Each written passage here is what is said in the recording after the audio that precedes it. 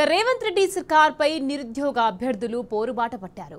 జూబ్లీహిల్స్ ఉప ఎన్నిక ప్రచారంలో భాగంగా బోరబండ డివిజన్లో నిరుద్యోగ అభ్యర్థి అస్మా ప్రచారం నిర్వహించారు. రేవంత్ ప్రభుత్వాన్ని టార్గెట్ చేస్తూ మోసకారి కాంగ్రెస్ కు ఓటు వేయొద్దంటూ ఇంటింటి ప్రచారం చేశారు.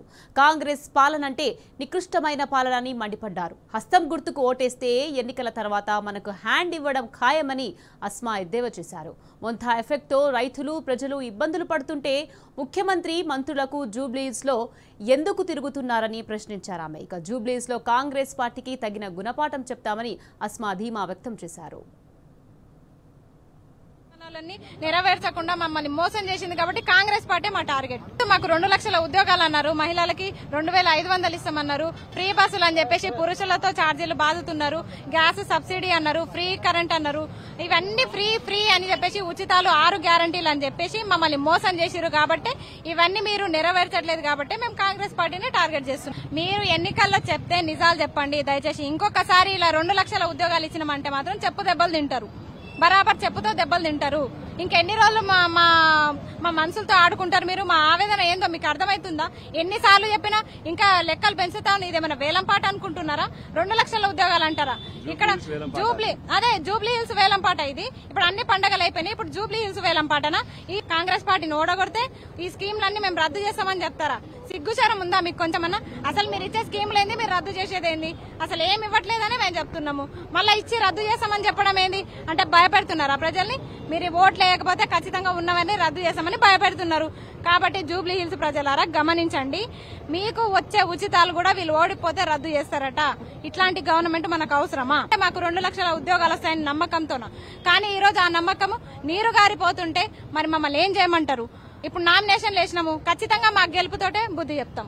వాళ్ళు చేసిన హామీలు నెరవేర్చకుండా వాళ్ళు అన్ని అబద్దాలు చేసిరు, మాకు అన్ని అబద్దాలు చెప్పిరు. మీరు కూడా నమ్మి మోసపోకండి అని చెప్పేసి మేము తెలియజేస్తాం. ఎందుకంటే మాకు 2 లక్షల ఉద్యోగాలు అన్నారు, ఇవ్వలేదు. వాళ్ళు ఇచ్చినామని చెప్తున్నారు, ఇవ్వలేదు అని నిరూపిస్తాం. మేము వాళ్ళకి ఖచ్చితంగా కాంగ్రెస్ పార్టీని ఓడగొట్టి బుద్ధి చెప్తాం.